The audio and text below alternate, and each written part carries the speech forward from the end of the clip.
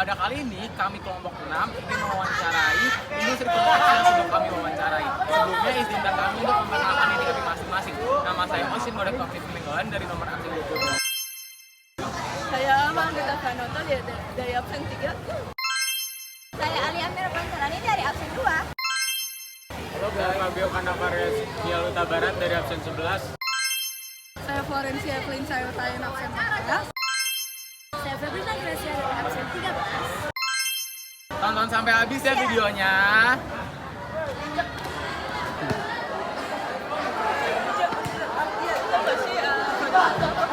Ya, jadi istilah produser itu memiliki banyak pengertian dari berbagai pihak, tapi menurut Ikatan Sarjana Ekonomi Indonesia, produser adalah pelaku usaha yang membuat barang atau jasa.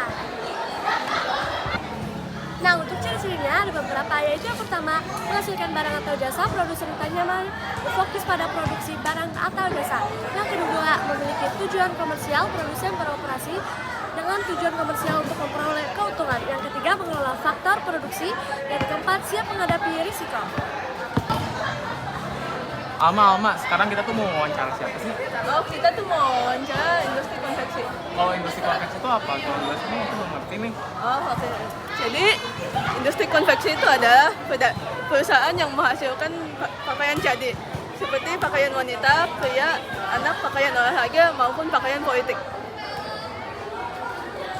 Assalamualaikum warahmatullahi wabarakatuh. Pada siang hari ini saya Ocean, saya Fabio dari kelompok 6, dan sekarang kami ingin mewawancarai salah satu industri konveksi yang saat ini kami temukan, yaitu tukang jahit keliling. Dan langsung aja kita lihat apa yang akan kami wawancarai. 3. Oke, sekarang kita akan tanya langsung ke bapaknya. Dengan bapak siapa, Pak? Bapak Nurdin Khairi. Oke. Kalau boleh tahu, Pak, kalau misalnya jadi tukang jahit keliling itu tuh ada pelatihan khususnya gak sih, Pak? Ada satu telaten, kedua bersungguh-sungguh, dorongan dari hati mau jadi tukang jahit gitu. Doanya sabar. Kalau untuk Bapak sendiri, saat Bapak baru awal mencoba untuk jadi tukang jahit keliling, kendalanya apa, Pak? Kendalanya pertama grogi, Mas. Grogi. Takut salah maksudnya. Groginya takut salah. Kalau menurut Bapak tuh model yang paling sulit untuk dijahit tuh kayak baju-baju gimana tuh, Pak? Baju perempuan yang bahannya licin. Bahannya tipis, licin, kalau dijahit, kalau nggak dipegang itu bisa lari sendiri. Dan itu ya biasa lah. Makasih banyak, Bapak. 3. Nah, sekarang gantian aku ya yang pengen mewawancari Bapak Nurdin. Pak, lanjut lagi nih, Pak. Bapak tuh udah berapa lama sih, Pak, untuk jadi tukang jahit keliling, Pak? Ya mulai tahun 2014. Ya, awalnya dari nol saya, Mas. Dari nol, cuma ngeliatin doang. Karena mungkin tinggi kemauan pengen bisa jahit, terus telaten, itu sabar itu. Berarti kurang lebih udah 10 tahun nih teman-teman, dan Pak Nurdin menjadi seorang tukang jahit keliling ya, Pak? Iya. Wow, udah lama banget. Nah, Pak, untuk pertanyaan kedua dari saya, Bapak biasanya mangkal di mana, atau Bapak biasa keliling atau gimana tuh, Pak? Dulunya keliling, Dulu keliling. muter, udah capek, sekarang Mangkal di sini ya, Pak ya. Terus untuk pertanyaan selanjutnya, Pak, Bapak biasanya tuh menjahit aja atau juga ikut biasanya buat baju juga, Pak? Menjahit, bikin baju, tapi yang gampang-gampang itu Yang baju pelawat, bajunya ibu-ibu gitu. Oke. Kalau menurut Bapak kan tadi kan ditanyain sama Fabio itu kan yang paling susah dijahit, Pak. Kalau untuk yang paling gampang dijahit model bahan kayak gimana nih, Pak? Celana jean, bahan-bahan katun itu paling gampang. Bapak nih kira-kira sehari bisa nyelesain berapa jahitan nih, Pak? Bapak biasa berapa nih, Pak, biasanya? Kalau ada jahitan ya nyampe lah 20 potong. 20 Tinggal dijahit, yang dijahitnya apa gitu. Oke, nyampe bisa 20 ya, Pak ya. Bapak boleh kasih tahu nggak, Pak, tips buat jaga salah satu bahan biar bahan tetap awet gitu, Pak? Misalnya kayak jeans nih, Pak, cara merawat jeans tuh gimana sih, Pak? Oh, cara merawatnya satu, cara cucinya. Terus keduanya, nyucinya jangan terlalu kotor, misalnya sehari langsung cuci. Jadi sedikit aja, nggak usah pakai sikat, langsung dicor, dijahit, udah bersih. Oke, gitu. Jadi itu buat jeans ya, Pak. Kalau misalnya pakaian kita nih Pak yang terkena noda gitu ataupun yang terkena permen karet itu biar kita gampang untuk ngebersihinnya gimana tuh Pak? Ada tips khusus ya sih Pak?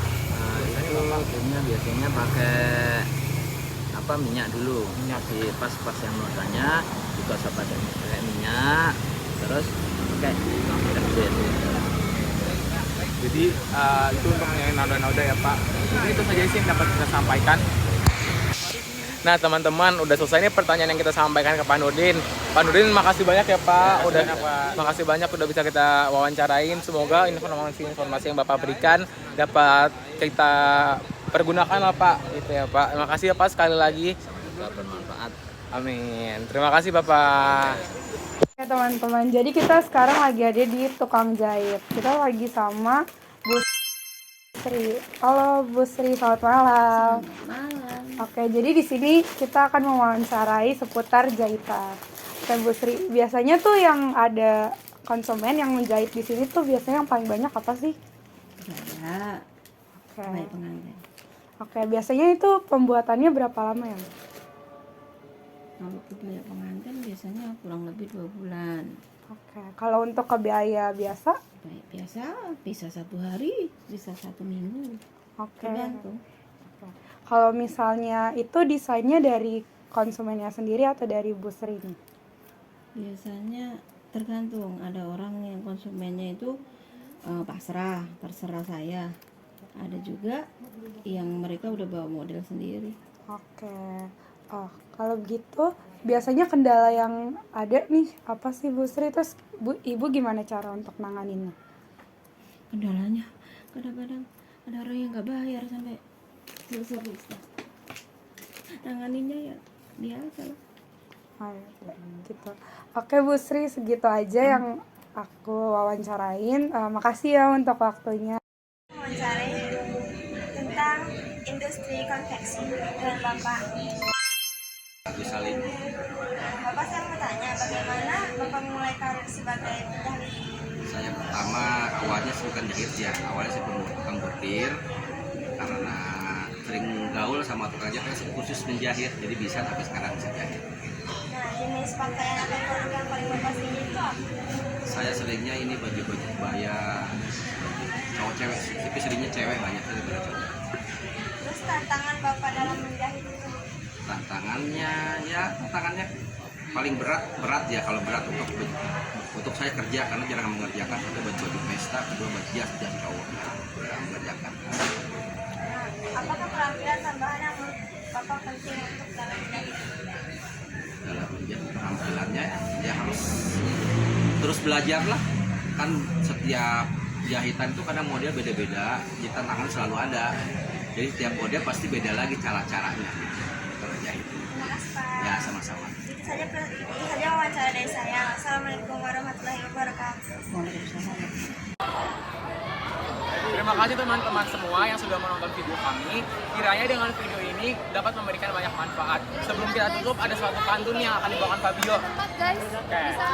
Makan mie bareng Pak Uus. Cakep. Semoga dapat nilai 100. Wassalamualaikum warahmatullahi wabarakatuh.